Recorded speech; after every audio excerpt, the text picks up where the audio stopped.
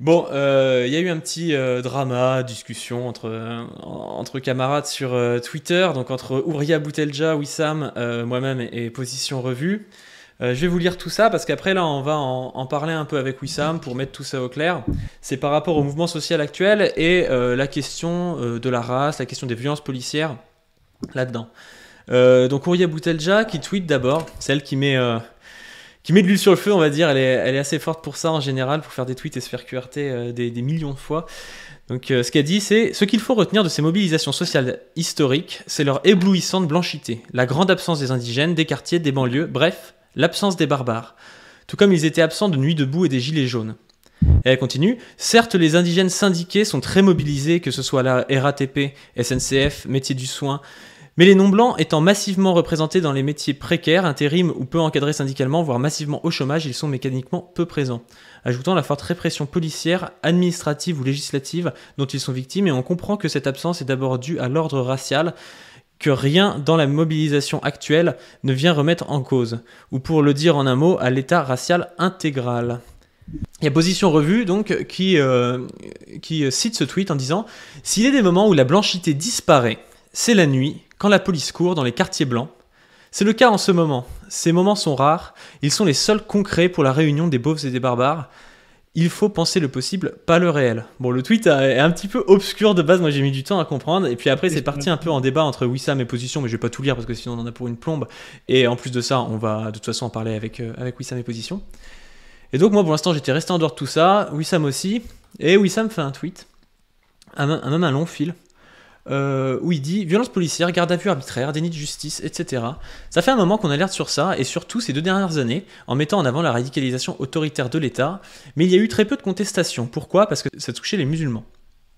Des milliers de perquisitions arbitraires et injustifiées, du fichage à gogo, des contrôles, des mosquées et associations fermées, des responsables religieux virés, des musulmans surveillés, des libertés rongées, tout ça dans l'indifférence, si ce n'est dans le soutien. La loi sur le séparatisme en est le parfait exemple. C'était une véritable attaque des libertés, mais comme ça visait les musulmans, vous étiez silencieux, voire même content. Vous mobilisiez les intérêts supérieurs de l'État, la sécurité ou la démocratie comme défense. Vous étiez tellement sourd au sort des musulmans qu'on a dû alors vous alerter d'un autre danger. Vous allez être les prochains à subir ça, la gauche blanche. Là, vous soutenez parce que les indigènes vous donnent de l'urticaire, mais vous risquez de le regretter. On le disait explicitement que si le mouvement commençait à se radicaliser, le gouvernement allait profiter de toutes ces avancées autoritaires et liberticides pour s'abattre sur le mouvement social de gauche. Et quelle surprise, il le fait. Mais ne croyez pas que je m'en réjouis, j'en suis sincèrement dépité, on le savait. Et je dis pas ça pour juste me la jouer, on vous l'avait bien dit, on vous dit ça parce que si vous souhaitez vraiment cette alliance avec les quartiers, il faut enfin vous en rendre compte. Il ne peut y avoir d'alliance que s'il y a une confiance et une solidarité. Or, elle n'existe absolument pas. Sur leurs problématiques spécifiques, les indigènes ont encore été abandonnés. Laissés à leur propre sort, personne n'est venu les aider lorsque leur mosquée a fermé. Peu se sont indignés face à l'humiliation qu'a été la charte de la laïcité. Non, vous avez même soutenu souvent. Et là, maintenant, vous pensez que l'alliance devrait se faire en l'état ? J'ai l'impression de revivre Nuit debout ou les Gilets jaunes. Non, si vous avez vraiment envie de cette alliance, il va falloir poser enfin sérieusement la question raciale et pas dire, comme certains le font actuellement, c'est pas vraiment le moment là. Alors même que c'est une question centrale. Nous verrons notamment les réactions face au projet de loi Asile-Immigration, qui est tout aussi honteux et indigne que la réforme des retraites. Et puis moi j'ai cité ce tweet, en trollant un petit peu, en disant ok Tatiana, et après je mets en vrai Wissam, tu sais que je t'aime bien et que je te rejoins sur beaucoup de choses, mais là c'est contre-productif, comme si demain il y avait des émeutes en banlieue et que je venais de dire de toute façon vous vous en êtes battu les couilles des retraites donc balèque. D'autant qu'aujourd'hui le mouvement pose la question des violences policières avec le relais médiatique de la gauche blanche en prime. C'est le moment pour les indigènes d'appuyer là-dessus et de rejoindre, comme le collectif Adama à l'époque des Gilets jaunes. Pas de nous tirer dans le dos. Et voilà. Qui est-ce qui veut commencer un peu à parler là-dessus? Wissam, position? Bah, Wissam, je sais pas, tu peux. Est-ce que tu Alors, rebondis sur ce qu'a dit Ouria ou sinon, non, moi, je moi je voulais vais dire déjà ce que j'ai essayé rebondir de dire. sur les réactions. Et sur les réactions, en dehors des désaccords, que je trouve d'une mauvaise foi incroyable. Déjà, pas du ring, le Tatiana. Ouais. Tatiana. La comparaison avec Tatiana. C'est-à-dire Ouais. que ça n'a aucun rapport, sachant qu'en plus, il y a le truc de Tatiana et le truc tirer une balle dans le dos, alors même qu'on soutient de ouf depuis le début. Depuis le début, on est là à soutenir, à faire des émissions dessus, à en parler. Ma page Twitter, ça fait une semaine, c'est que ça. Donc déjà, j'ai fait le Tatiana et le tirer dans le dos. Il fait waouh. Oui, mais il y a une part aussi de. Il y a une part de troll là-dedans. Quand je te dis OK Tatiana, c'est aussi pour faire réagir. Mais c'est parce que. Moi, si tu veux, j'étais resté un peu en dehors de ça, comme je fais souvent d'ailleurs, parce que je sais que quand je commence à réagir à des trucs d'Ouria ou de toi, ça part souvent en cacahuète, faut l'avouer. J'en avais fait malheureusement l'expérience avec un extrait que j'avais partagé, tu sais, quand elle était venue avec Dany Eraz, et puis j'avais fini par être retweeté par Raphaël Antoven, enfin c'était un bordel pas possible. Mais, Ah oui, je me rappelle. Ouais, mais du coup, il y avait Position qui avait réagi à Ouria, j'étais resté un peu en dehors de tout ça. Et puis là, j'ai vu que t'en rajoutais là-dessus, comme si t'essayais de défendre Ouria, alors que moi je suis plutôt d'accord avec Position sur ce coup-là. J'ai du mal à comprendre la position d'Ouria. Déjà, je pense que son constat de départ, je suis pas persuadé qu'il soit vrai. C'est-à-dire, quand tu vas dans les manifs, quand tu vas sur les piquets de grève, en fait, il y a surtout des militants. Ces militants, ils sont comme est le militantisme en France, c'est-à-dire qu'il y a des indigènes et des non-indigènes. Il y a une majorité de blancs dans le militantisme, mais voilà, c'est surtout des militants. Et il y a peu de gens qui viennent en tant que beauf ou en tant qu'indigènes, si tu veux, dans ces manifestations pour l'instant et dans ces piquets de grève. Mais c'est peut-être moins le cas pour la dernière manif d'ailleurs. Et donc du coup, moi, c'est par rapport à ça. Après, moi, quand je rajoute OK Tatiana, c'est mon côté Twitter. J'aime bien avoir un côté un peu trop pour faire réagir aussi, et puis parce que je te connais aussi. Ouais. Mais en fait, pour moi, je voulais écrire le tweet. Mon thread, je voulais l'écrire avant qu'il y ait le tweet d'Ouria. Mais si on parle de la position d'Ouria, pour moi, de toute façon, là, personne ne peut avoir raison, dans le sens où on n'a pas vraiment de statistiques et ça va être mesuré que sur des impressions. C'est vrai. Voilà. On a l'impression de ci, on a l'impression de ça. En plus, ça dépend d'où on parle. Moi, par exemple, si je prends de là où je vis, de ma famille et tout, bah, j'ai pas l'impression que ce soit investi, tu vois. Et aussi, c'est une différence qu'il faut faire, les gens. Quand on dit que les indigènes ne sont pas là, ça ne veut pas dire qu'ils ne soutiennent pas. Déjà, ça ne veut pas dire qu'il n'en existe pas, qu'il n'y en a pas du tout en manif. Et ça ne veut pas dire non plus que ça ne soutient pas. Au contraire, ça soutient un fond. Après, entre soutenir et s'engager, il y a une différence. Il y a une différence énorme. Après, pour moi, le débat de savoir s'il y en avait ou pas, c'est un peu limité parce que de toute façon, on pourra pas, là, on peut pas savoir exactement. On va rester dans les impressions. Mais ce que je trouve intéressant, c'est les réactions que ça a suscité et les arguments qui ont été mobilisés, notamment par vous. Et le côté, moi, ce qui m'avait interloqué direct, c'est pas le moment. Et on a l'impression, moi, je voudrais revenir sur ces points. C'est pas mon argument. Mais non, mais je sais pas si c'est pas. Je crois que notre argument, c'est surtout de dire, c'est justement le moment, tu vois, c'est justement le moment de s'impliquer. C'était ça l'idée, moi. Et pas de faire d'analyse froise. Et ben justement, si c'est le moment, il faut en parler. Moi, dans mon thread, quand on m'a dit c'est pas le moment, alors que ce que je fais, c'est que je mets sur la table l'absence de problématiques racistes, l'absence de problématiques antiracistes. Et on me dit c'est pas le moment. Parce que c'est une problématique théorique. Mais ce que tu juste, moi, je vais répondre. Justement, que ce soit le moment et l'endroit, c'est exactement ce que je voulais dire. Ce que je déplorais dans l'absence dans le tweet d'Ouria, c'est son absence, et surtout qu'elle est dans une dynamique militante, et son livre qui vient de sortir est en 2 parties avec un constat plutôt.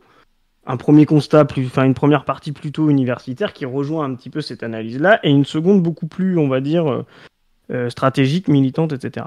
Là, en fait, ce qui me passe, et c'est l'objet du tweet, ce qui posait problème, c'était de se dire, là, en fait, elle est que sur la première partie de son livre, et elle ne montre pas, elle n'investit pas cet espace-là, en se disant, ok, il est encore structuré par de la blanchité, il est encore structuré, même pas que, on pourrait y revenir, etc.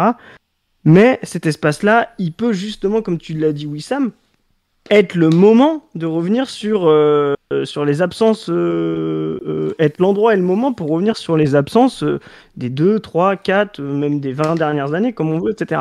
Or là, en fait, il y avait un constat super froid, presque trop universitaire, positiviste, comme moi je dis, qui était justement fataliste, quoi. Alors que finalement, c'était peut-être mal compris, tu vois, mais tu vois ce que je veux dire, alors que justement, on s'attend justement à se dire, comme les Gilets jaunes, ça a été le cas à un moment donné, s'il y a des endroits où on peut réinvestir, où il y a des gens qui peuvent sortir de leur biais, sortir de leur structure parce que ça bouge, quoi, c'est justement des moments comme ça.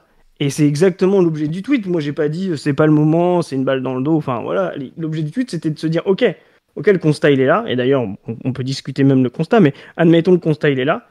Qu'est-ce qu'on en fait de ce moment-là, quoi? Et en fait, c'était ça l'idée du possible. C'était ça, c'était de se dire, mais est-ce que là, l'endroit du pari beauf barbare, l'endroit du pari d'une lutte que moi j'appelle progressiste, même si toi t'aimes pas le mot, etc., de dépassement de l'ordre de classe ou de tenter de dépasser la classe, la race, etc., est-ce qu'il n'est pas à ce moment-là? Voilà, c'est ça qui manquait je pense, dans le tweet d'Oria et que moi j'ai essayé de remettre, quoi. Et c'était pas l'idée de dire t'as tort, c'est pas le moment, c'est une traîtrise, quoi. Mais Enfin, je sais pas si c'est clair. oui, bien sûr. Mais alors, déjà le livre d'Ouria, en ce moment, ça parle de ça. Tu vois? Ce que je trouve, Ouais, en c'est fait, pour ce que ça. je trouve parfois, oui, mais ce que je trouve parfois un peu déplacé, c'est que j'ai l'impression que quand on lit Ouria, il y a un effort pour faire la pire interprétation possible de tweet d'Ouria et sans remettre en contexte. Tu vois? Et dans le contexte de tout ce qu'on est en train de faire en ce moment, et notamment de les beaufs et les barbares, les paris du nous. Et même dans le thread, où il y a 3 tweets, où à la fin, elle fait une piste en mode peut-être c'est parce on parle pas des problématiques indigènes, tu vois. Pour moi, elle est pas juste en train de là de dire bon, il y a pas d'indigènes. Ok, il y a pas d'indigènes. Ok, bah, si c'était eu ça, effectivement, ça ne servirait à rien. Mais on essaye, nous, ce qui nous intéresse, c'est comment ça se fait qu'il n'y a pas d'indigènes et qu'est-ce qu'on peut faire pour qu'il y ait des indigènes, tu vois. Et c'est d'ailleurs pour ça que, pour moi, j'ai essayé de compléter avec mon trait. C'est parce que d'une, il y a eu un abandon depuis plusieurs années. Et là, moi, je le date aussi depuis 2 ans où il y a vraiment eu un renforcement. Et j'aimerais qu'on en parle de ça. Surtout avec le public de Pas du Ring, ce sera intéressant de parler de l'islamophobie actuelle. Et de pas seulement le constat, aussi, qu'est-ce qu'on fait concrètement, qu'est-ce qu'on fait? Parce qu'en fait, on a l'impression, à vous entendre, que bon bah voilà, les militants qui sont là, ils connaissent les violences policières. Maintenant, ils ont conscience que ce qui arrive aux banlieues, et voilà, les Noirs et les Arabes, ils cherchent pas forcément, il y a du racisme et tout. Mais le simple constat suffit.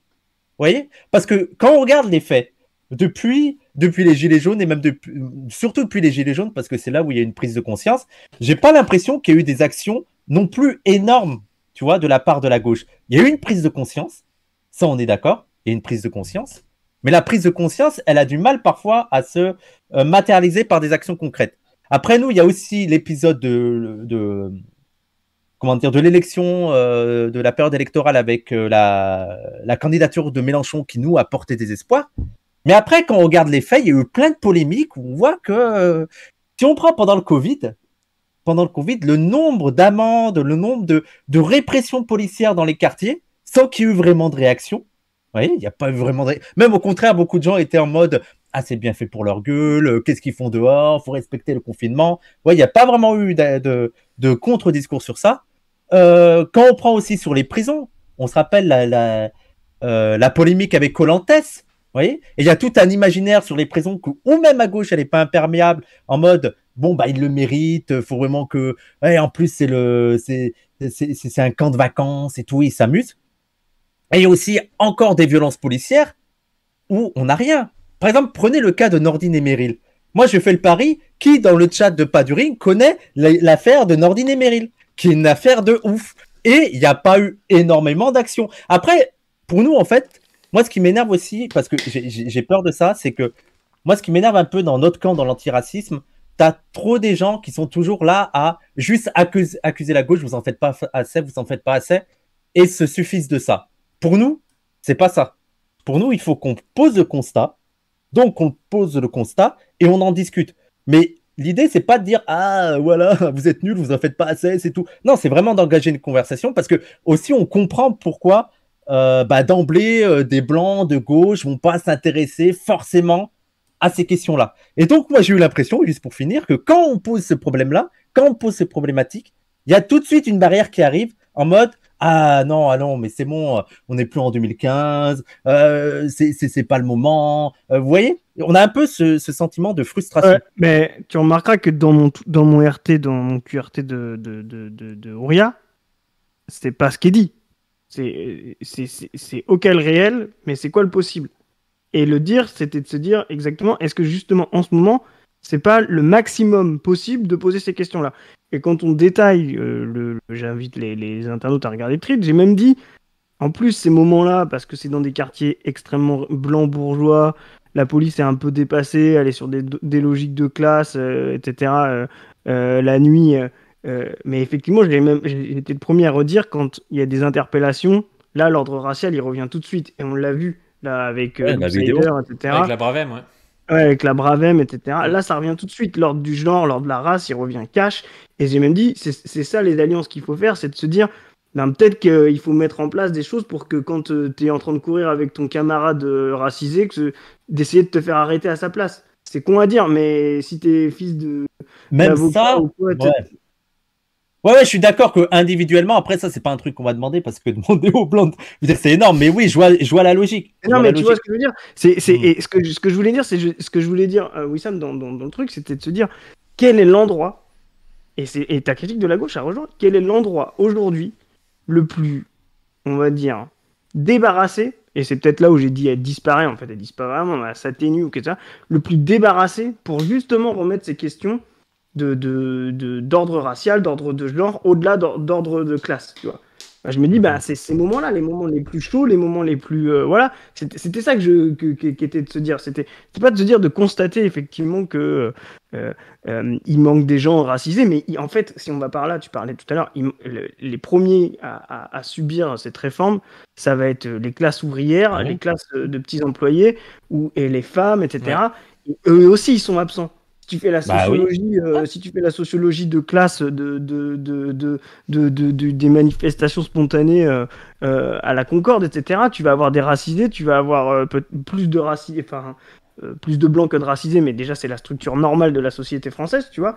Mais par contre, si tu les regardes à l'intérieur, tu vas te rendre compte, bah ouais, qu'en fait, t'as beaucoup d'étudiants, t'as beaucoup de classes intermédiaires, t'as pas beaucoup de, tu vois, donc c'est déjà ce que je disais au début, ça c'est qu'il y a beaucoup de militants en fait pour l'instant. Parce que déjà, si tu veux faire le constat de la sociologie des gens qui sont dans ces moments-là, c'est déjà, tu as raison en plus de dire que c'est des gens plus conscientisés, militants.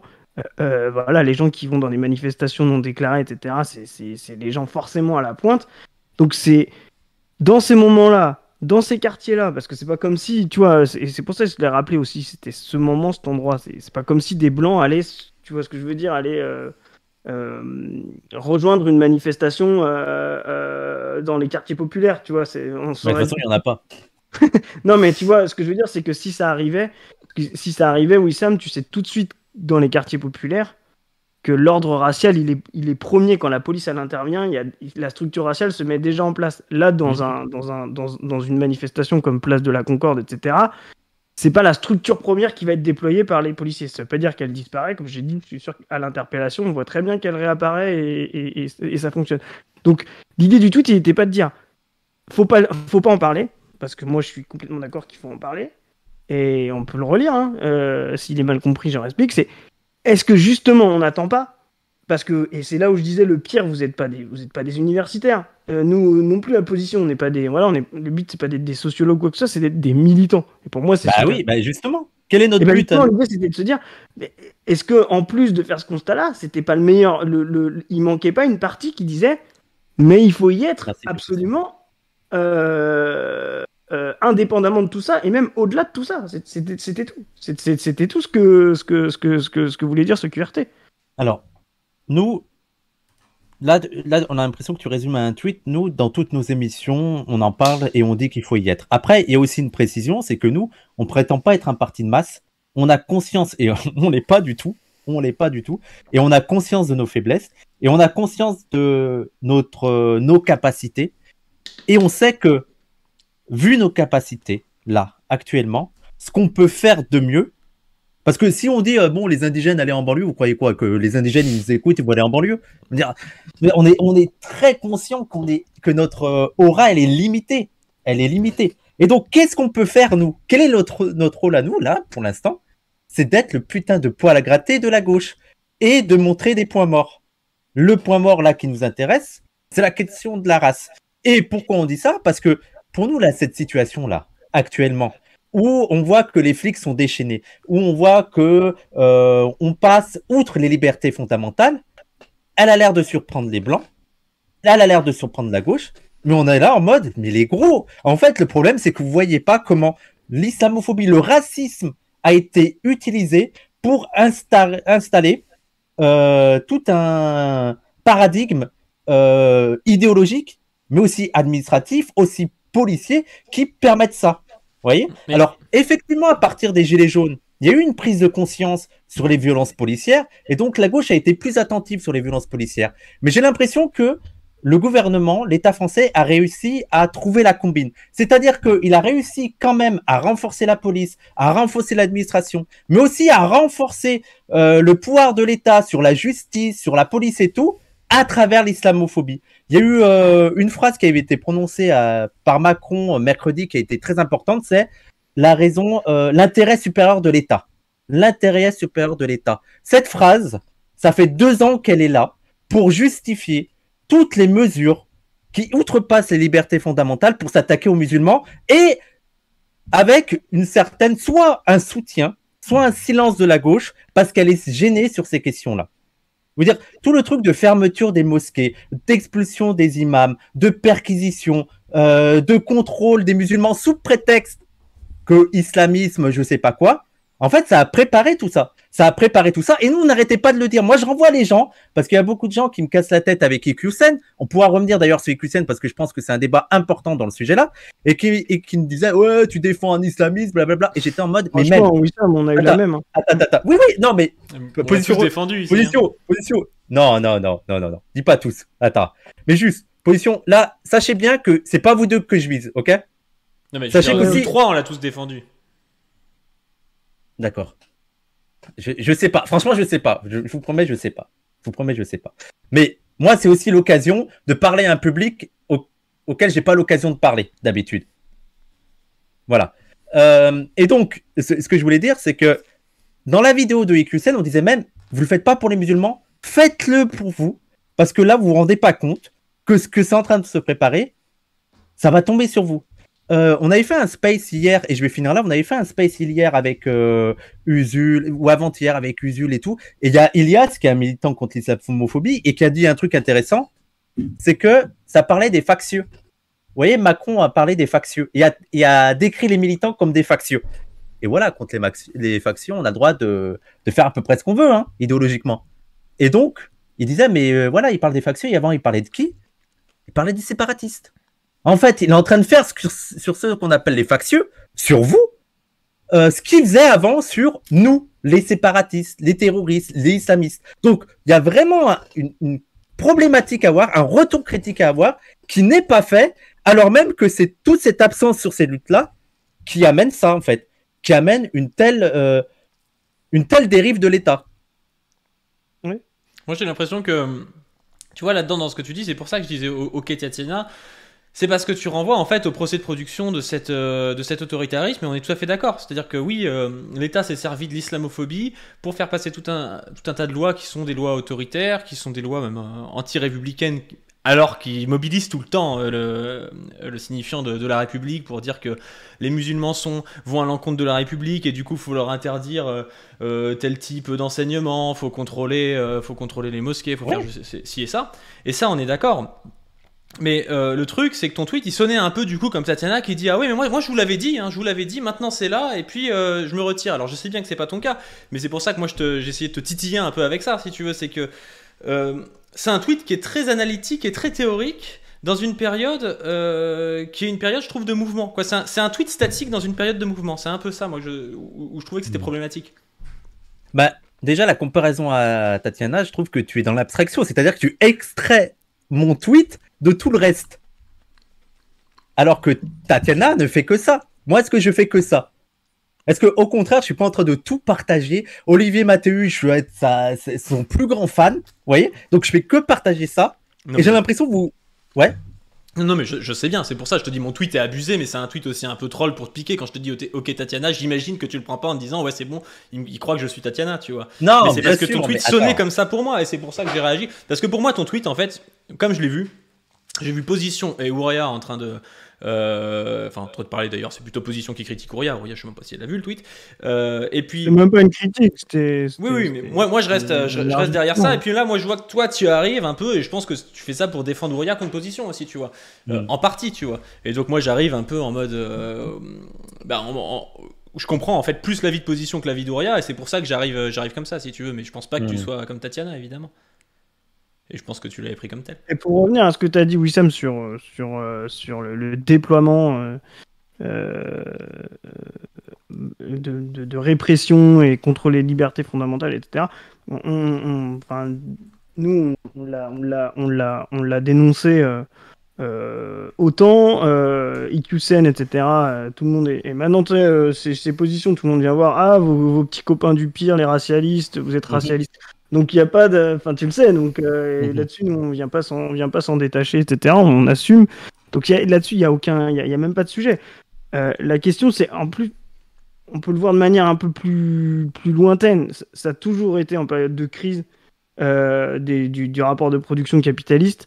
La bourgeoisie commence toujours à remettre en question ses libertés fondamentales, et elle le fait effectivement grâce à des moments ou sur des populations particulières. Ouais. Tu vois, c'est pas spécifique à aujourd'hui, tu vois, on peut le replacer dans on peut le replacer dans les années 30, forcément tout le monde a ça en tête, mais c'était déjà le cas dans les années fin du 19e, dans la première crise du capitalisme, et d'ailleurs dont la loi 1905 est issue, hein. Quand les lois scélérates, etc., contre les anarchistes, etc., enfin tu vois, c'est déjà une remise en question. Si les gens s'intéressent, regardez ce que c'est le gouvernement de défense républicaine, vous allez voir à quel point ça fait écho à ce qu'on a aujourd'hui. Donc ça, on est complètement d'accord. On l'a redit quand c'est arrivé, sur IQCN, sur Marvel Fitness, sur tout ça. On a été sur tous les combats là-dessus. Je pense que. Et d'ailleurs, je comprends très bien que c'est pas ce que tu dis quand tu dis la gauche, quoi. Je pense pas que tu nous vises, nous, en premier lieu. C'est pas vous deux, je vise non, la mais gauche clairement, en général. je suis d'accord. Donc, il n'y a pas de souci. Et nous, on est les premiers à critiquer ça. Et c'est là où, justement, pourquoi on a dit ça, c'est de se dire, mais oui, effectivement, les structures de gauche ont des biais, ont des points aveugles, ont des historiques qu'il va falloir encore gratter, comme tu l'as dit, qu'il va falloir déconstruire. Et là où justement c'est ce qu'on disait, c'est de se dire, mais le constat sur les biais, sur la race, sur le genre, sur les VSS qu'on a vu récemment avec Katniss, etc., on a vu à quel point justement les structures de gauche apparatchiques oubliaient tout un tas de logiques et de combats quand il s'agissait de protéger les copains, etc. Donc on est d'accord. La question c'était de se dire, est-ce que justement en ce moment, voilà, c'est pas le meilleur moment pour le faire, c'est tout. Après, c'est quand le meilleur moment pour le faire? En fait, on a l'impression, parce que, en fait, moi je pense que le problème, c'est que vous centrez trop sur vous deux, et vous avez l'impression que, vu que vous deux vous en parlez, en fait, c'est bon, on en parle déjà. Alors que, de notre point de vue, mais il y a juste à voir, je veux dire, il y a une loi qui est, je veux dire, la loi séparatisme. La loi séparatisme qui est un truc de malade, la loi sécurité globale et tout. Mais oui, mais qui a manié? Elle aurait dû susciter autant de colère. Elle aurait dû. D'accord. Elle aurait dû. On dérape pas. Elle aurait dû susciter autant de colère que la réforme des retraites et tout. Je veux dire, c'est des trucs de malade. C'est des trucs de malade, mais que en plus, même vous, la gauche blanche, vous allez le subir. Et en fait, c'est trop facile de dire non, mais nous on a dénoncé. Je suis d'accord. Vous l'avez dénoncé vous deux. Mais dans la gauche blanche, c'est un impensé. Et si on n'est pas là. Parce que vous dites, c'est pas le moment. Mais si on n'est pas là. Je veux dire, l'antiracisme, on n'est pas là.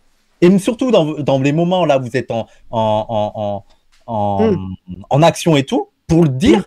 Est-ce que vous pensez que c'est de vous-même qui allez y penser? Moi, je pense qu'on n'aurait jamais eu cette discussion si l'antiracisme n'existait pas. On n'aurait jamais eu cette discussion sur l'islamophobie d'État et comment là les violences policières, la répression judiciaire et tout est aussi liée à l'islamophobie que la gauche a laissé pendant des années et surtout ces 2 dernières années, tu vois. Ah, mais Wissam, tu peux aller plus loin, hein, que la gauche a construite même.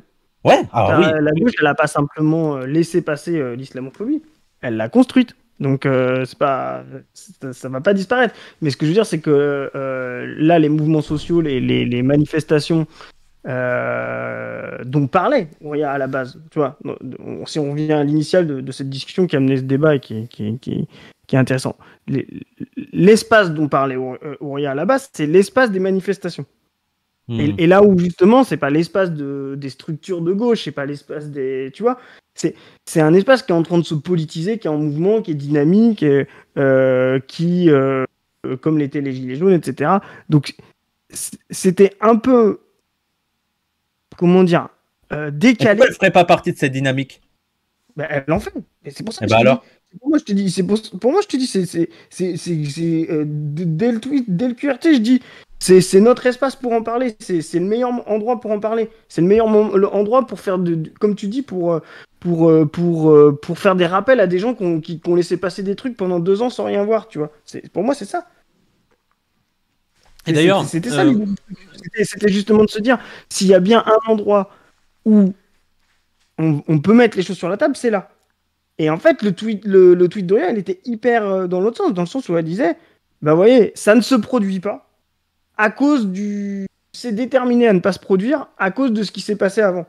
Tu vois? Alors que justement, c'était le meilleur moyen, c'était ça, de considérer que c'était du possible, c'était de se dire, aujourd'hui, il y a une possibilité comme tu viens de le faire, de rappeler la violence, comment elle s'est construite d'ici là. C'est tout.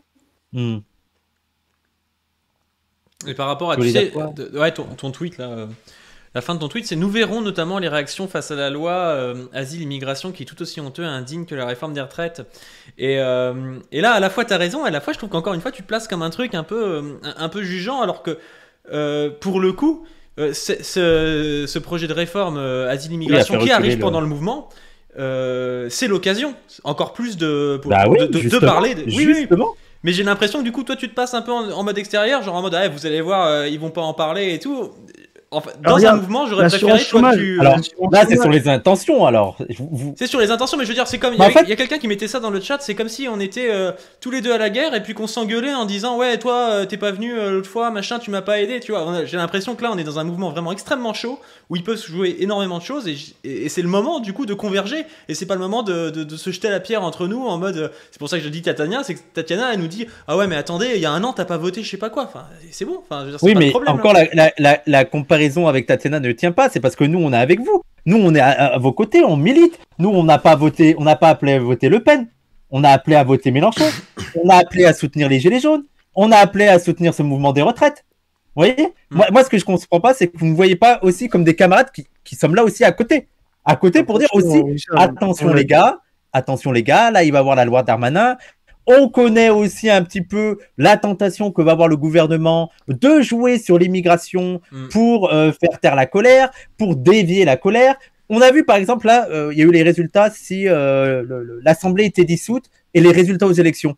Et on a vu que c'était qui remportait le plus de voix? Le RN. Le RN.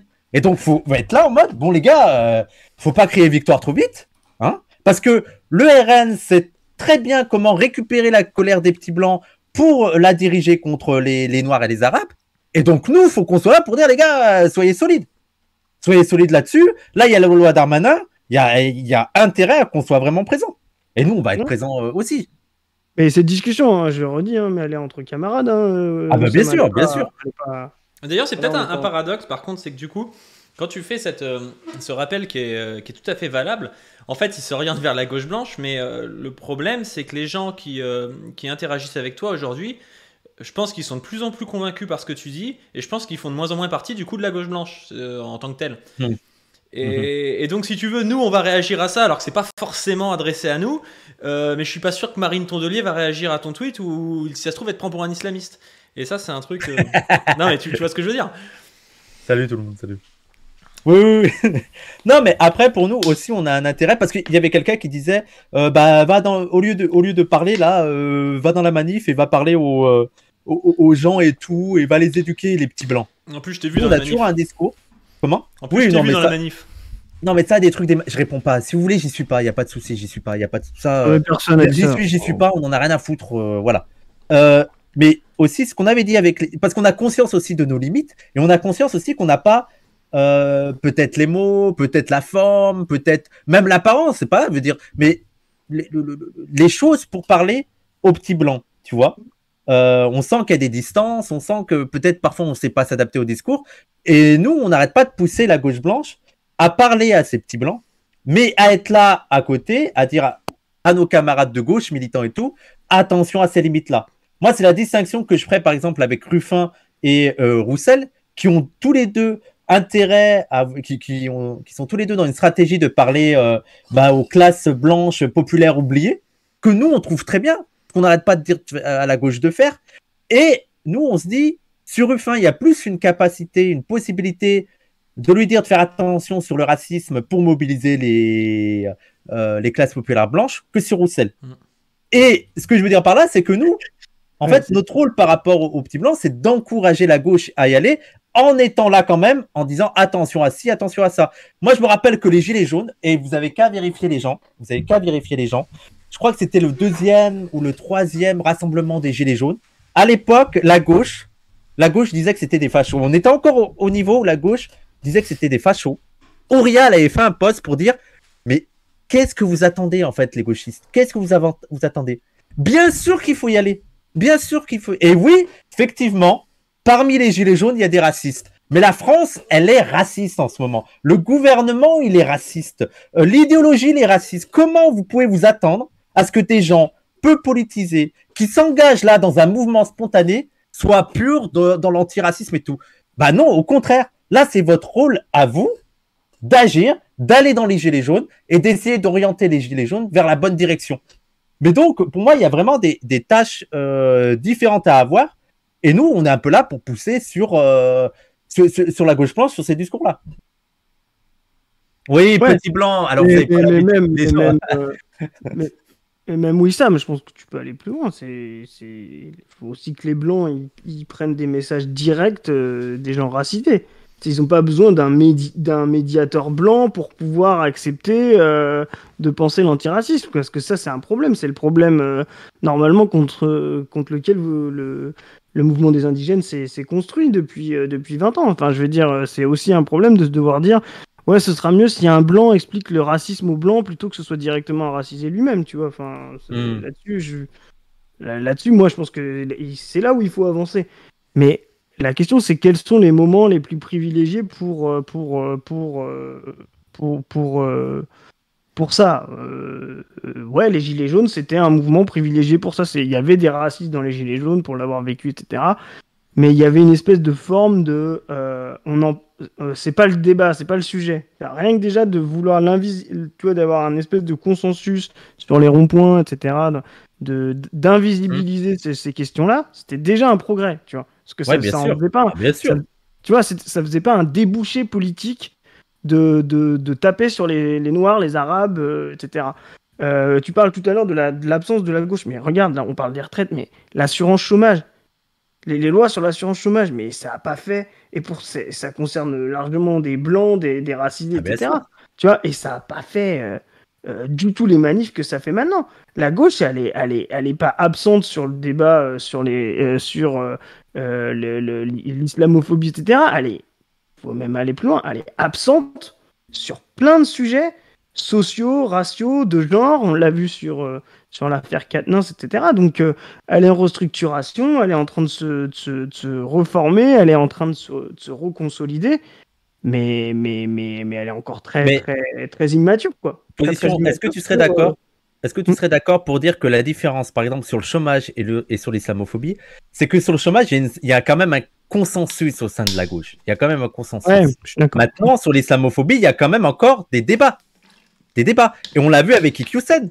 Iqiyoussen, ça provoque des débats de ouf au sein de la gauche. De ouf. Nous, on s'est fait traiter de tous les noms sur le sujet. Et on retirera rien, c'est pas le problème. Hein, mais sur la dissolution du CC. Du CCIF. Ouais, du CCIF, c'est ça, j'avais un doute sur parce que maintenant ça a été refondé. Et c'était la même, on s'est pris tout. Et il y a déjà une fracture dans la gauche, mais qui est en train de se dissiper, mais qui ne veut pas parler d'islamophobie, qui cache son islamophobie derrière, soi-disant, la critique des religions, je sais pas quel quelle connerie. Nous-mêmes, en tant que marxistes, à tous les abrutis qui viennent nous poster la religion est opium du peuple dès qu'on parle de religion sur Twitter ou ailleurs, tu vois. Enfin, c'est un vrai sujet, alors qu'il y a une façon de penser justement la matérialité religieuse dans ce monde et de la voir comme un progressisme ou d'en faire une alliance avec des combats progressistes, c'est tout. Donc, mais la gauche, là-dessus, on est d'accord. Mais je pense pas que ce soit... Enfin, en tout cas, le sujet était... En fait, ce qui est drôle, c'est que là, on arrive sur un débat où tu dis, est-ce qu'il y a un problème là-dessus ou pas? Paduring, tu peux en parler, mais nous, on est d'accord. La question, Oui, c'est non, mais ça, je la sais. stratégie. C'est une question de pour le mettre pragmatisme, sur en la fait, table. presque. Tu vois, Alors- c'était ça l'idée, c'est comment on utilise et comment on dépasse, et d'ailleurs c'est ce que tu disais, comment on dépasse les structures à gauche, des organisations de gauche, etc. De la même manière qu'on a dit, nous, qu'il fallait déborder l'intersyndicale parce qu'elle allait se concentrer sur la réforme des retraites et sur son abandon et pas revenir sur autre chose. Nous, on pense qu'il faut déborder aussi les organisations de gauche sur les questions antiracistes, etc. Et que tout mouvement de masse dynamique politique est un moyen de le faire. Voilà. Bien sûr. Bien sûr, bien sûr. C'est-à-dire qu'il y a deux positions différentes pour la même chose, pour répondre à la même question, entre celle de Boutelja et celle de Kazib quand il répond à Pascal Praud en montrant des Noirs et des Arabes en manif. C'est deux choses différentes. Mais moi, pour le coup, je pense que celle de Kazib, c'est plus la réponse d'un militant, et celle de Boutelja, c'est plus la réponse d'une analyste. Tu vois, ce qu'elle est peut-être aussi, tu vois. Mais je pense que vous avez une habilitation à devenir, à être militant, tu vois. Moi, je suis pas d'accord sur la distinction. Moi, je dirais que Kazib, c'est plus un militant dans la gauche de révolution permanente et tout. Et nous, on est plus des militants où on essaye d'organiser de manière autonome l'antiracisme politique qui n'est pas organisé. Tu vois. Donc, c'est aussi différentes perspectives, tu vois. Oui, mais à ce moment-là, si tu penses d'abord toujours à la question du racisme politique, tu peux t'exclure quand même. Ce mouvement social-là, il n'est pas d'abord autour du racisme politique. Et même Bien on peut se sûr que demander non. si... Bien sûr que non. Mais ça en fait gravement partie. Oui, mais du coup, je trouve que c'est dommage, tu vois, de pas profiter d'un mouvement comme ça, où justement, comme disait Position, c'est l'endroit actuel politique où on peut le plus porter des revendications antiracistes. Et c'est ce qu'on fait. ouais, moi je trouve que vous restez dans une analyse froide, vous l'avez plutôt séparé que faire partie du mouvement et amplifier le mouvement, quoi. Je trouve que c'est plus une position d'universitaire en fait qu'une position de militant. On y a été au mouvement, nous. Vous y avez été, mais ton tweet et le tweet d'Ouria sont plus des positions assez froides, je trouve. Oui, en mais fait, c'est des positions que vous pourriez avoir tweet... dans 2 mois, si ça se trouve. Ce serait beaucoup plus intéressant. Voilà, non, mais encore une fois, tu fais abstraction de tout le reste. C'est-à-dire, tu prends un tweet pour dire vous n'y avez pas été, et tu enlèves tout le reste. Tu enlèves toute la propagande où on dit d'y aller. Non, mais bien sûr. Et moi, je voudrais juste... Oui, excuse-moi. Non, je voudrais juste dire un truc au chat, à ton chat, c'est qu'ils ont l'impression qu'on fait que critiquer la gauche. Je voudrais citer une phrase de Sadric Harry qui dit « La gauche, parce qu'elle est notre potentiel allié et notre premier adversaire. » Les gens, comprenez cette phrase. C'est parce qu'on sait que les seuls sur lesquels on peut compter pour prendre en compte la question du racisme, pour mener lutte antiraciste, on sait que c'est la gauche.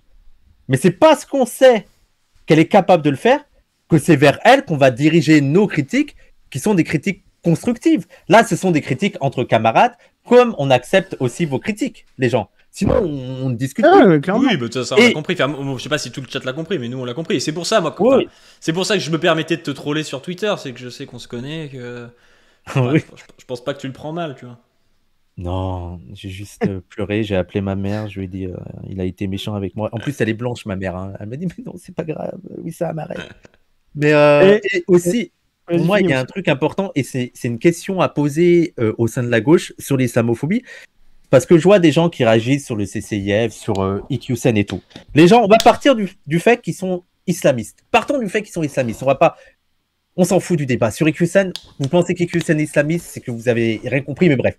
Partons du principe que IQCN est islamiste. Vous êtes censé être, je pense, dans votre idéal, pour une révolution communiste, pour renversement du capitalisme et tout. On est d'accord. On a en place un État bourgeois. Même si pour vous, l'islamisme peut représenter un danger, est-ce que vous pensez que c'est pertinent, en prenant l'excuse de l'islamisme, de laisser l'État bourgeois développer tout un arsenal judiciaire, policier, administratif, permettant un plus large contrôle, une plus large surveillance de la population et aussi une plus large répression, sachant qu'elle pourrait s'abattre à un moment donné si vous essayez de vous révolter contre vous, parce qu'un État bourgeois, même raciste, reste bourgeois. Là, je viens de lire un livre qui s'appelle Le contrat racial et qui montre en fait comment la bourgeoisie blanche a réussi à allier avec elle les classes populaires blanches sur le racisme. Et je trouve que là, on est littéralement là-dedans.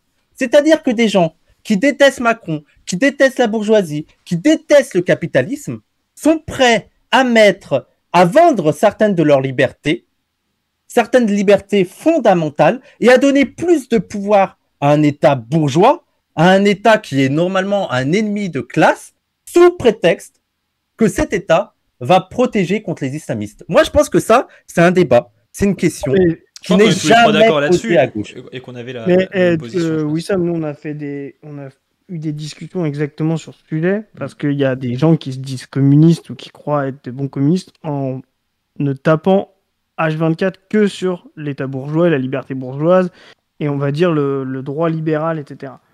Et ce qu'on essaye, nous, de dire, c'est de dire, mais ça, c'est un rempart. Parce que si vous croyez que c'est déjà difficile d'arriver au progressisme et au communisme à travers un État bourgeois qui a des droits, qui légitime encore des droits libéraux, essayez d'être communiste sous le fascisme. Vous verrez si c'est rigolo ou si c'est plus facile. Donc là-dessus, il n'y a aucun sujet. Et d'ailleurs, tous et c'est pour ça que avec Peduring on fait le travail, parce que nous on pense que voilà, la pire idéologie, c'est l'idéologie rouge-brune, c'est celle qui justement en période de crise essaye de confondre la lutte contre la bourgeoisie avec la lutte pour le communisme ou pour le progressisme. Non, l'idée c'est pas d'abandonner l'État bourgeois et ses libertés individuelles. Parce que ça laisse la place justement au fascisme, donc il n'y a pas d'accélérationnisme possible. Moi j'invite tout le monde à regarder ce qui s'est passé sous les régimes fascistes, pour les syndicalistes, pour les militants communistes, pendant les années 30, ce qui s'est passé sous Pinochet, ce qui s'est passé dans les dictatures de tous les pays d'Amérique du Sud, etc. Il n'y a aucun espace progressiste quand c'est des fascistes ou des néofascistes au pouvoir. Donc faut arrêter la blague de on ne défend pas les libertés individuelles, le droit associatif, etc. parce que ce serait des libertés bourgeoises. C'est complètement con.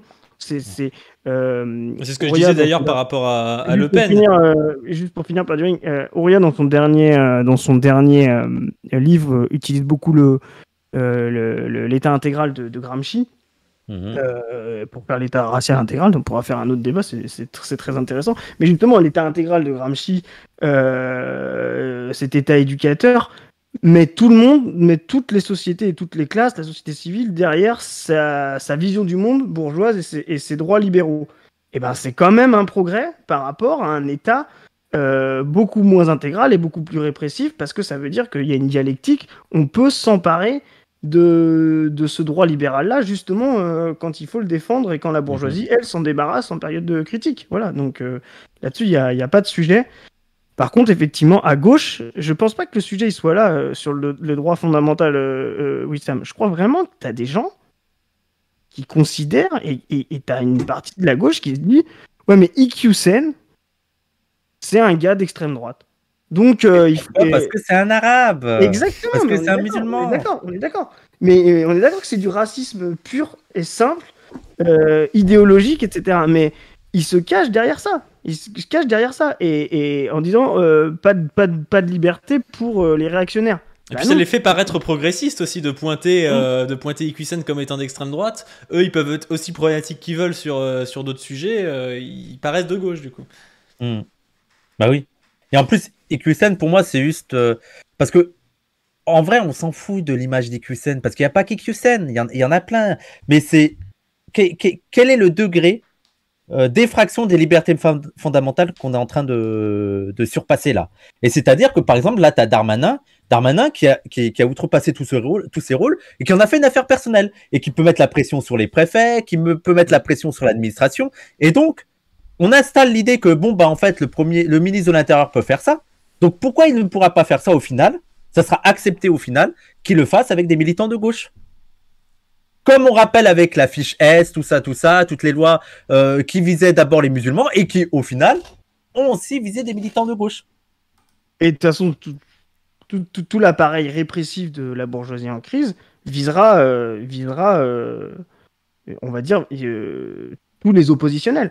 Donc effectivement, comme tu dis, bah, c'est les premiers qui vont le subir, c'est ceux qui seront considérés comme minoritaires, subversifs, etc. Mais petit à petit, c'est comme enfin, on parlait du fascisme, mais c'est d'abord l'extrême gauche qui est vue comme subversive, et après tous les éléments, même les moins radicaux, sont vus comme subversifs. Donc il n'y a pas de sujet là-dessus. Le sujet plutôt à gauche, c'est pas de voir ce déploiement de structure. Le sujet à gauche, c'est de les faire sortir de leur racisme, de leur islamophobie. Et moi, je vais aller plus loin. Je pense qui fait chier à gauche, c'est qu'il y a une intensité religieuse chez les musulmans. C'est ça qui leur... les musulmans, je pense, sont à la frontière de deux racismes en France. Et c'est pour ça que c'est extrême. L'islamophobie est délirante dans ce pays. Deux formes de racisme.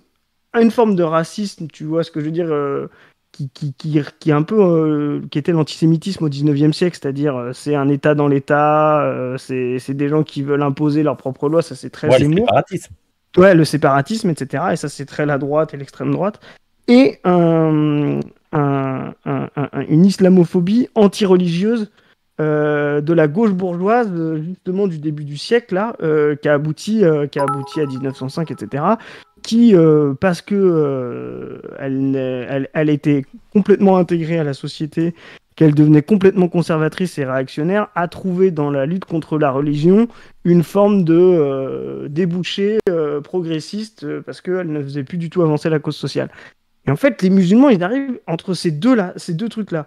Ils se prennent l'historique raciste d'extrême droite et l'anti-religion de gauche, quoi, l'athéisme de gauche.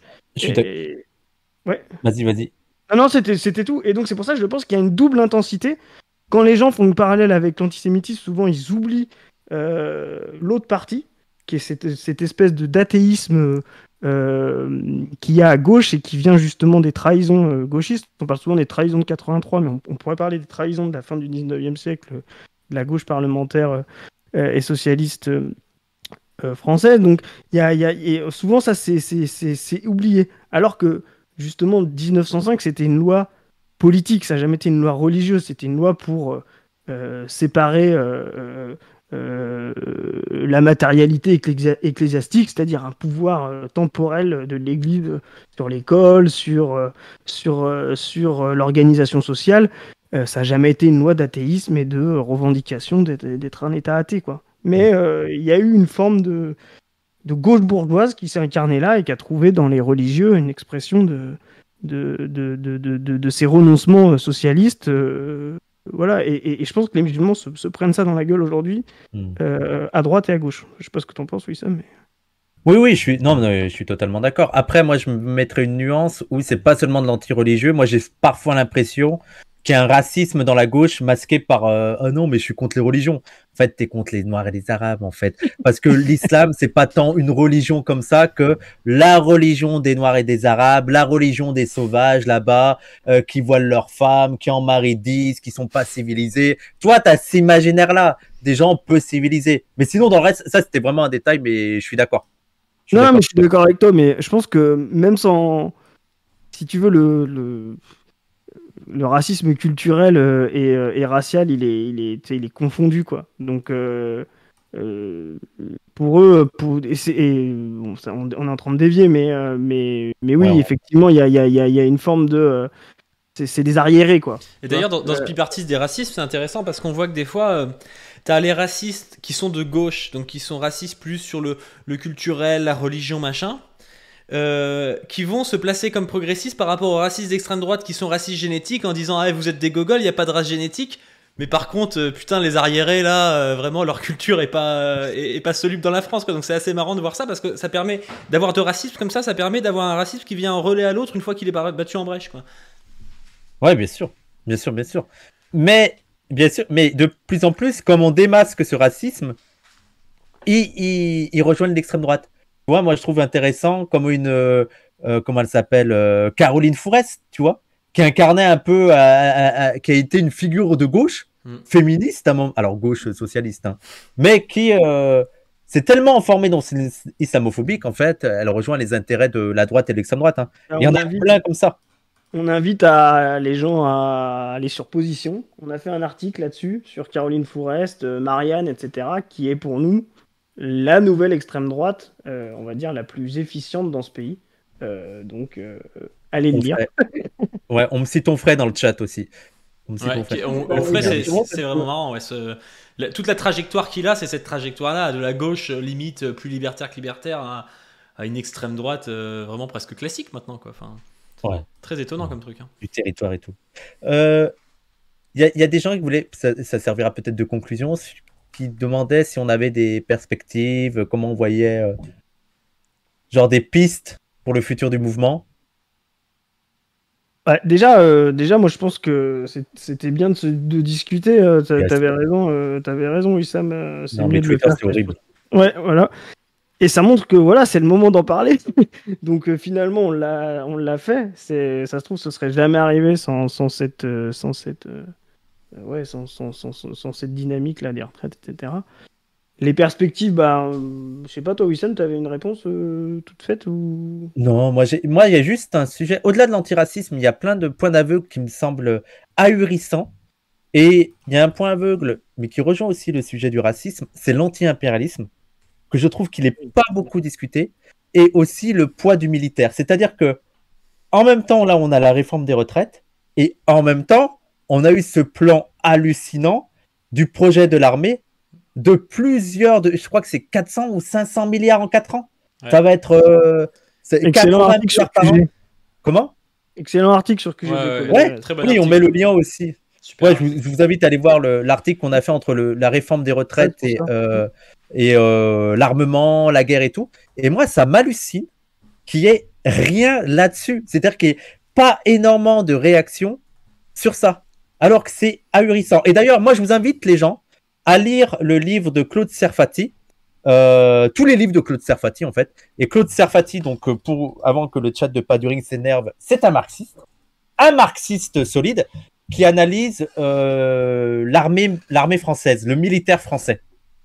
Et Serfati montre comment, en plus, déjà, la République, la 5e République et le militaire sont extrêmement liés, surtout avec De Gaulle, donc sont extrêmement liés dans la 5e République. Et surtout, en fait, comment il y a toujours des liens entre l'armée et la police, en fait. Et souvent, les armes qu'utilise plus l'armée, elle va dans la police, et puis il y a des échanges et tout. Et puis même, on va essayer des armes par-ci, par-là. Et surtout, je veux dire, on est en plein dedans. C'est-à-dire que là, on se fait tabasser par les flics, et on ne dit rien sur l'augmentation du budget de l'armée. Alors que ça devrait être directement lié. Et on devrait avoir vraiment un propos là-dessus qu'on n'a pas. Parce qu'il y a un point d'aveugle sur ce qu'est la France, du point de vue militaire, autant à l'intérieur qu'à l'extérieur. Je ferai cette dernière phrase. On parle beaucoup, on se moque beaucoup de la Russie sur l'emploi du terme opération militaire. Il faut savoir que la France ne fait que ça. Ça fait des dizaines et des dizaines d'années que la France fait des opérations militaires, entre guillemets, un peu partout dans le Sud. Et qu'on ne dit rien, qu'il n'y ait pas de réaction. Oui, à ce sujet-là, il n'y a pas de, y a pas de débat. Ah oui, non, mais je suis d'accord. Est un des pays les plus impérialistes du monde occidental avancé, donc bien plus que la Russie. Il faudra peut-être le préciser pour la raison dont que tu viens d'exposer. Il y a des terrains militaires français bien plus important que les terrains militaires russes. Il y a tout un espace de gauche qui légitime les interventions militaires. Et là, tu peux refaire le lien avec le racisme et l'islamophobie. Enfin, toutes les opérations Barkhane, etc., sont soi-disant faites pour contrer l'avancement islamiste, etc., à nos portes. Ce qui est marrant, c'est qu'à nos portes, c'est au Mali chez nous. Ça donne encore l'idée de l'impérialisme français et du colonialisme français. Mais non, là-dessus, il n'y a pas de sujet. Là où on pourra faire un débat, c'est sur la sortie de l'impérialisme et le Frexit décolonial, parce que là-dessus, il y aura un sujet de désaccord.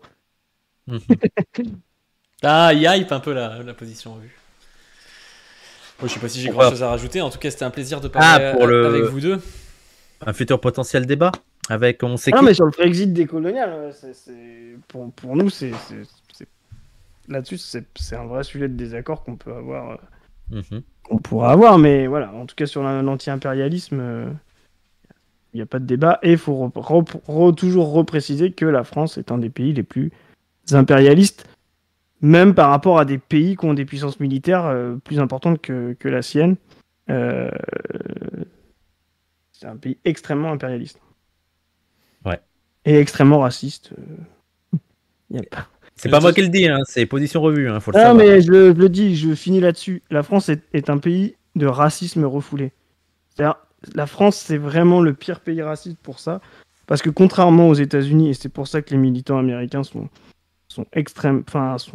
totalement différents des Français, c'est que les États-Unis ont assumé un ordre racial dans leur construction et les militants américains ont affronté un ordre racial avec la lutte pour les droits civiques dans les années 60, etc. Donc ça, c'est quelque chose qui est conscientisé chez tous les Américains, qu'il y a un ordre racial. Certains veulent le préserver, d'autres veulent se battre. En France, on s'invente une idée comme quoi la France est un pays non raciste parce que justement l'espace de racisme en France depuis le Code noir s'est toujours déployé à l'extérieur de la métropole.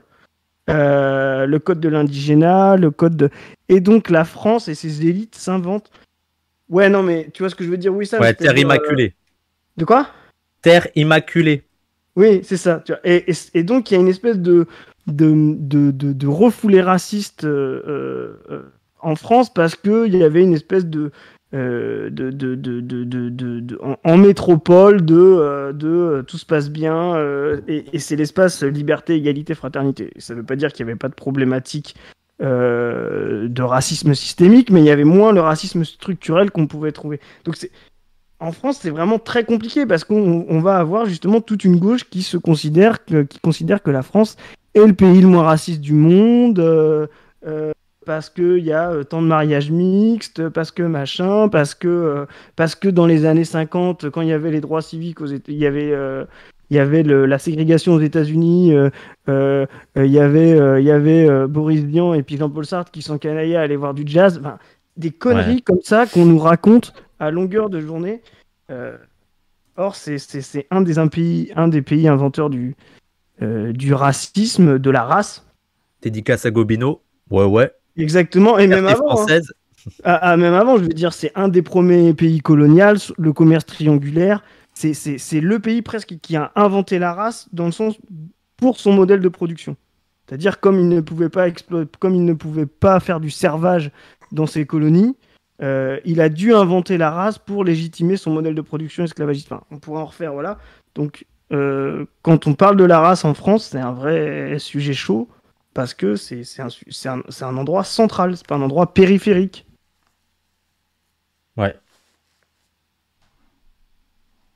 On est en train de faire du contenu pour pas du ring, moi ça me dégoûte. Ouais, bah je suis un peu le psychodélique de la gauche maintenant, je vole les contenus. Et là, bon, là ça va parce que là je suis de gauche, mais vous allez voir quand je vais faire 100 vidéos sur les trans, vous rigolerez moins. Hein. Ah, mais le marché est déjà pris, il faut que tu trouves un autre public. C'est vrai. D'ailleurs, tu trouves un autre sujet. Il s'est mis sur mon marché un peu, la psycho. Il se met à parler des retraites. Mais il se met à parler des retraites, il se met à parler des manifs. Il a fait une vidéo qui s'appelle pour la dissolution de la Bravem, tu vois. J'étais un peu... Ah ouais? Ouais. Et il est pour? J'ai pas vu la vidéo. Ah d'accord. Attends, enfin voilà, pas que j'ai d'autres choses à faire aussi que. D'accord. Je suis pas autiste à ce point-là. Eh ben écoutez, je pense que c'est bon, non? Mais carrément. C'était chouette. Ouais, c'était super cool. De toute façon, valait le on coup. reste en contact. Pour rendre hommage à Samir, Nick Lapac et Nick Labravem. Voilà. Salut les frérots. Salut. Allez, Bonne oui, soirée. ça, c'est fort. Salut.